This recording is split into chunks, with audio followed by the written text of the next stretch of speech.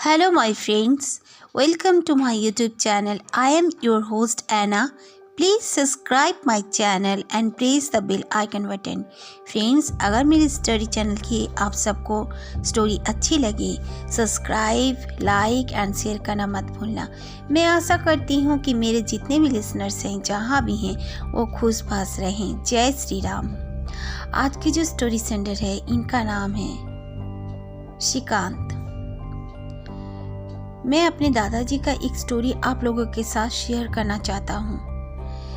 ऐसा हुआ कि मेरे दादाजी जो थे, वो रोज़ जब खाने बैठते थे, खाना खाने, दोपहर के समय हो या रात के समय हो, वो कभी भी टेबल चेयर में बैठ के खाना नहीं खाते थे।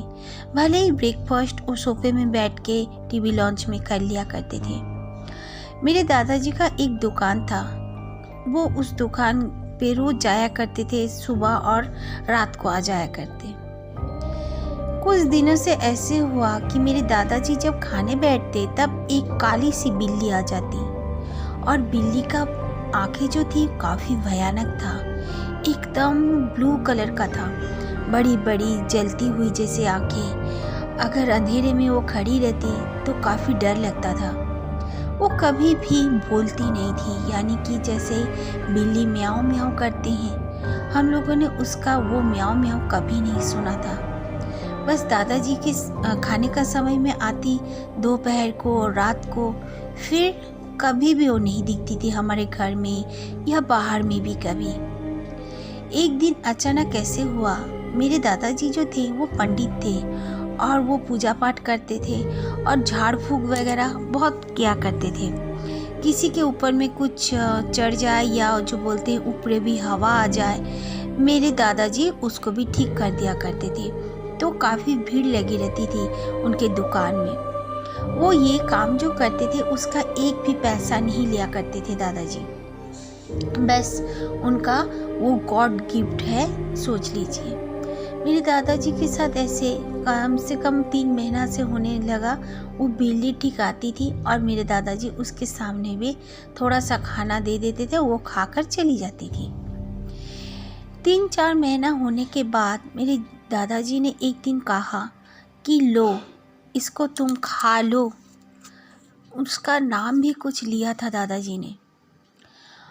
ये बोलकर जब दादाजी ने उसके पास एक रोटी का टुकड़ा और थोड़ा सा सब्जी रख दिया, तो वो बिल्ली बिल्कुल इंसानों की तरह खड़ी हो गई और फिर बोलने लगा कि तुम जब जानते हो कि मैं एक बिल्ली नहीं, मैं बिल्ली के रूप में तुम्हारे पास आया करता हूँ, क्योंकि मुझे तुम बहुत अच्छे लगते थे।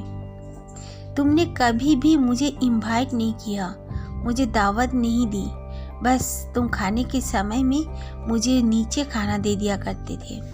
इतना तो बोल सकते थे कि एक थाली में इसको भी खाना परोस दो। इतने महीना से मैं आ रहा था, लेकिन तुमने मेरे साथ अच्छा नहीं किया, बोलकर वो चली गई।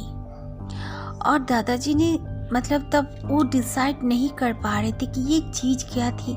दादाजी ने कुछ वो जान तो गए थे कि ये बिल्ली एक्चुअली में है कौन। दादाजी को बहुत बुरा लगा। दादाजी ने बहुत बुलाया उसे, लेकिन वो फिर कभी नहीं आया। और ये सेकंड स्टोरी है महुआ पाल की।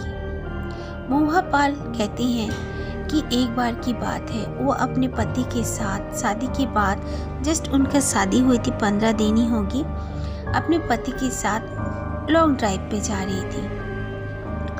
उसका पति उसे काफ़ी मतलब फॉरेस्ट एरिया थोड़ा सा था, उस तरफ लेके चले गए। उनको अंधेरे में और काफ़ी रात भी हो चुकी थी, तो वो बोलने लगी कि इतनी रात गए, हमें इस तरह नहीं आना चाहिए, इस तरफ, अब जल्दी से चलो। जब उसके हस्बैंड ने टर्न करने की कोशिश की गाड़ी को घुमाने की घर की तरफ, वो गाड़ी उनका अचानक से रुक गया।